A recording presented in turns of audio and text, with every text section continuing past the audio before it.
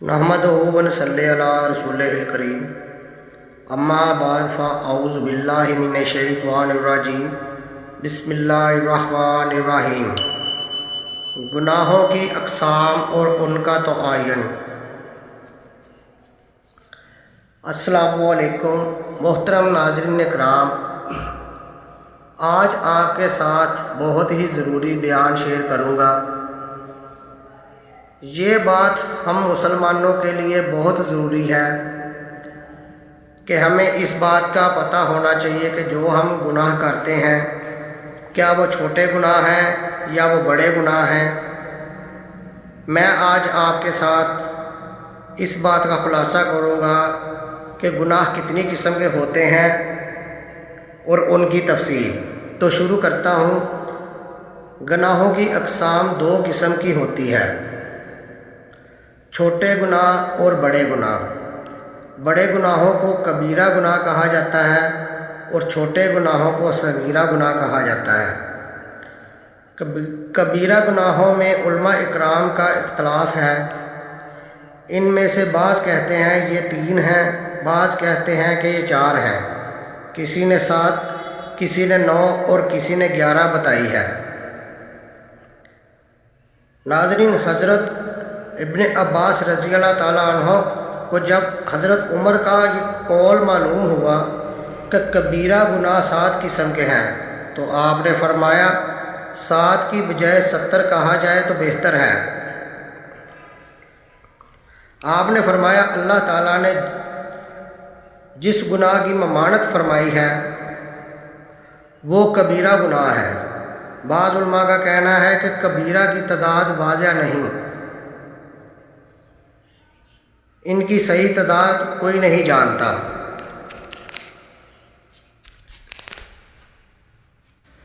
جیسے کہ لیلۃ القدر اور جمعہ کے دن کی خاص مقبول ساعتیں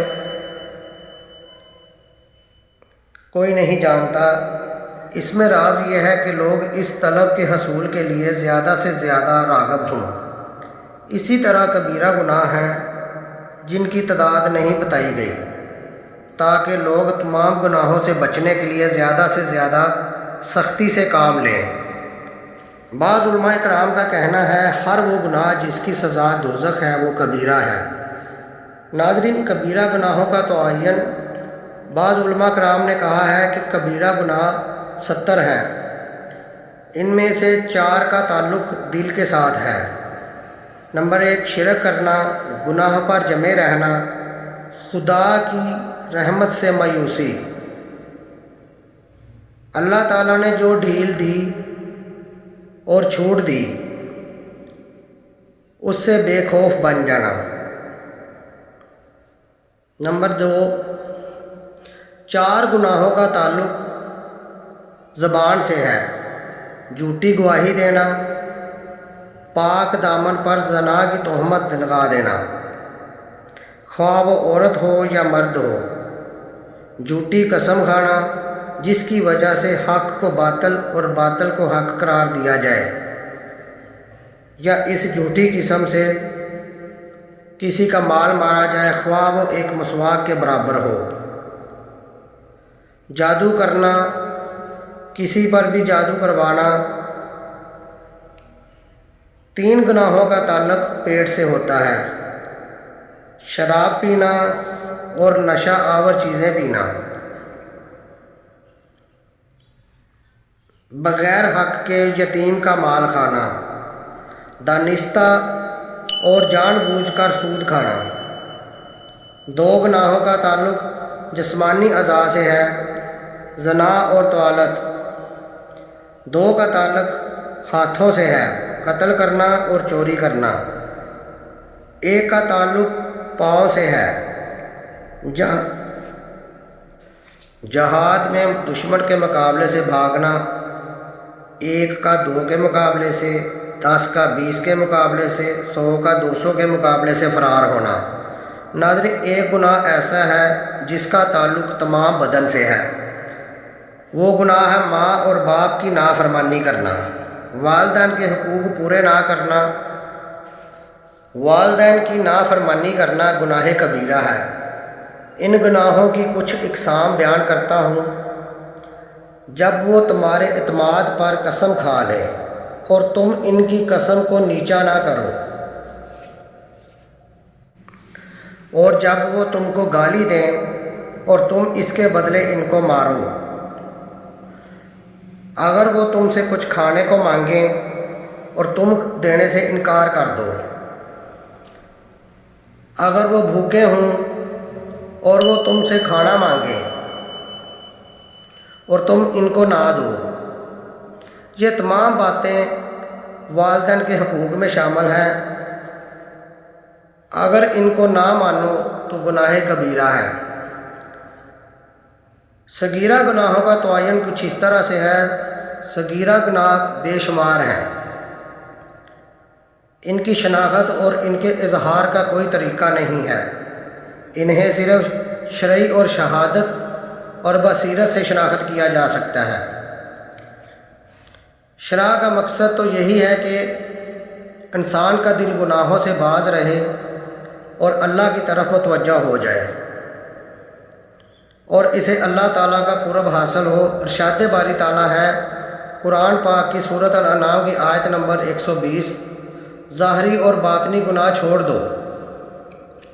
کچھ گناہوں کے بارے میں بتاتا ہوں، ان کا شمار صغیرہ گناہوں میں ہوتا ہے۔ کسی مرد یا عورت کی طرف جنسی تحریک کے تحت دیکھنا، اس کا بوسہ لینا، اس کے ساتھ لیٹنا مگر جمع نہ کرنا، مسلمان بھائی کو گالی دینا، زنا کے علاوہ کسی قسم کی شرم دلانے والی بات کہنا، کسی کو مارنا، غیبت کرنا، چغلی کرنا، جھوٹ بولنا۔ اس کے علاوہ ایسی اور بھی بہت سی باتیں ہیں جن کا شمار صغیرہ گناہ میں ہوتا ہے۔ اگر مومن کبیرہ گناہوں سے توبہ کر لے تو صغیرہ گناہ بھی اس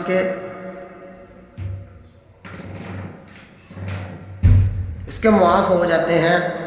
ارشاد باری تعالیٰ ہے کہ اگر تم کبیرہ گناہوں سے اجتناب کرو گے تو تمہاری چھوٹی برائیاں یعنی صغیرہ گناہ ہم خود ہی معاف کر دیں گے، لیکن معافی کی اس رعایت میں کسی کو لالچ میں نہیں آنا چاہیے، بلکہ تمام گناہ چاہے صغیرہ ہوں یا کبیرہ ہوں توبہ کرنی چاہیے۔ ایک شاعر نے کہا، وہ جو چھوٹے بڑے گناہوں میں سے پاک ہو گیا،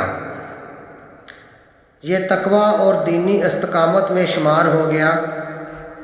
اس لیے ہمارے لیے یہی بہتر ہے کہ ہمیں زندگی کی راہ میں جو کانٹا یعنی گناہ نظر آئے اس سے پرہیز کرنا چاہیے۔ اسی بات پر ارشاد نبوی صلی اللہ علیہ وآلہ وسلم ہے، مومن اپنے گناہ کو اپنے اوپر پہاڑ کی طرح سمجھتا ہے، اسے ڈر ہے کہ کہیں اس کے اوپر گر نہ پڑے، اور منافق اسے اپنے ناک پر بیٹھی مکھی کی طرح سمجھتا ہے جسے وہ ہاتھ سے اڑا دیتا ہے۔ بعض صحابہ کرام کا فرمان ہے کہ تمہیں جو گناہ بال سے زیادہ باریک نظر آئے وہ گناہ ہمیں رسول اللہ صلی اللہ علیہ وآلہ وسلم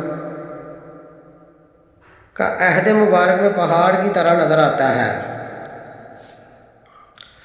ناظرین، گناہوں کے تعین کے سلسلے میں اور بھی بہت سے فرمان ہیں جن کو بیان کرنے سے ویڈیو بہت لمبی ہو جائے گی، تو اس لیے اس بات کو یہی ختم کرتا ہوں۔